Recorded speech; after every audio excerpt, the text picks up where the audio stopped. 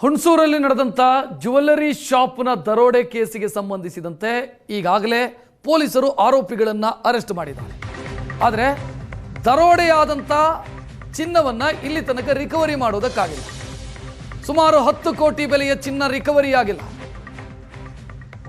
ಚಿನ್ನ ರಿಕವರಿ ಪ್ರಕ್ರಿಯೆಗೆ ಎಳ್ಳನೀರು ಬಿಡ್ತಾರ ಪೊಲೀಸರು ಅಂತ ಮಾಸ್ಟರ್ ಮೈಂಡ್ ಸೇರಿ 4 ಆರೋಪಿಗಳನ್ನು ಅರೆಸ್ಟ್ ಮಾಡಲಾಗಿದೆ.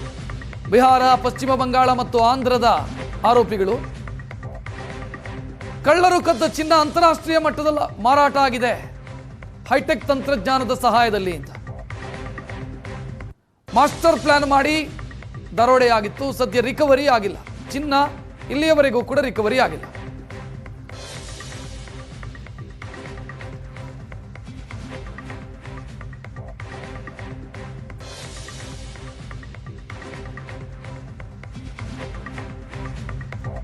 ಹುಣಸೂರಲ್ಲಿ ಕದ್ದಂತ ಚಿನ್ನ ಮಾರಾಟ ಆಗಿದ್ದು ನೇಪಾಳದಲ್ಲಿ.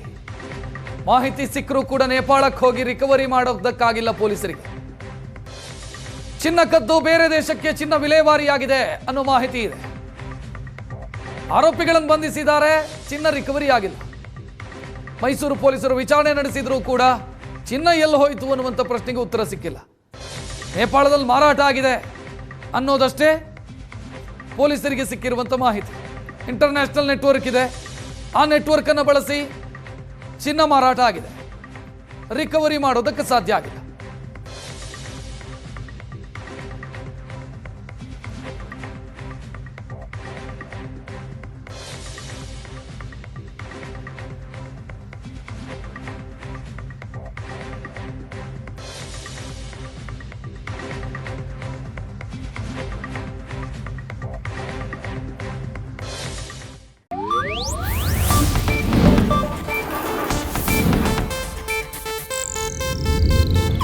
ಇದು ಏಷ್ಯಾನೆಟ್ ನ್ಯೂಸ್ ನೆಟ್ವರ್ಕ್ ಪ್ರಸ್ತುತಿ.